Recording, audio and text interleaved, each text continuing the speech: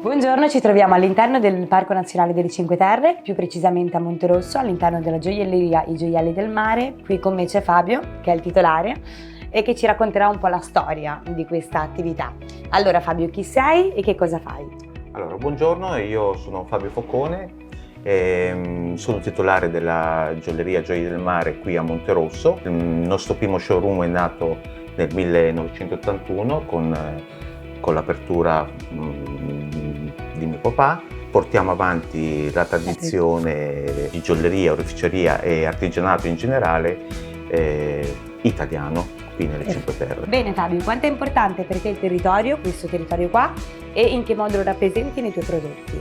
Diciamo il territorio è fondamentale perché poi l'ispirazione di molti prodotti attingono a quello che vedo, quindi sia dal punto di vista architettonico, quindi un esempio per esempio di un prodotto che per me prodotto che racconta un po' la tua filosofia, diciamo. Esatto, è il rosone della chiesa di Monterosso, che è comunque forse il soggetto architettonico più importante qui a Monterosso.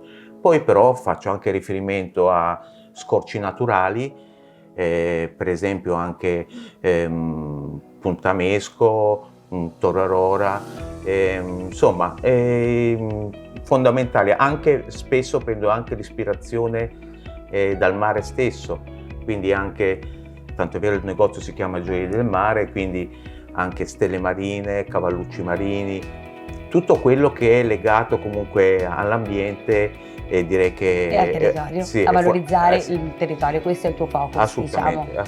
Quindi Fabio, dall'idea del prodotto alla realizzazione, quali sono le fasi evolutive? Diciamo che principalmente sono due.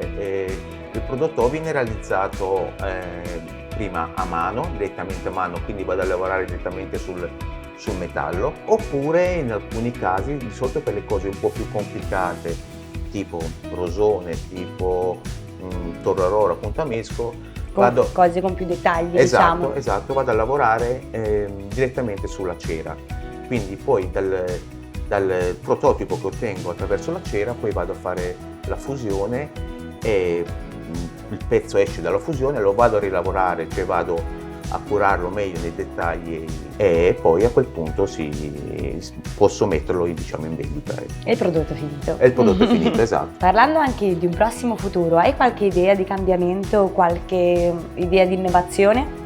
Diciamo che c'è in mente di aumentare la vendita online per raggiungere in qualche modo nuovi mercati e allo stesso tempo dare possibilità a clienti che hanno già acquistato da me di acquistare su internet senza venire materialmente in negozio. Quindi dare dei servizi in più, diciamo, Esatto. aumentare i servizi. Esatto. Bene Fabio, grazie mille per averci raccontato la tua storia. Grazie.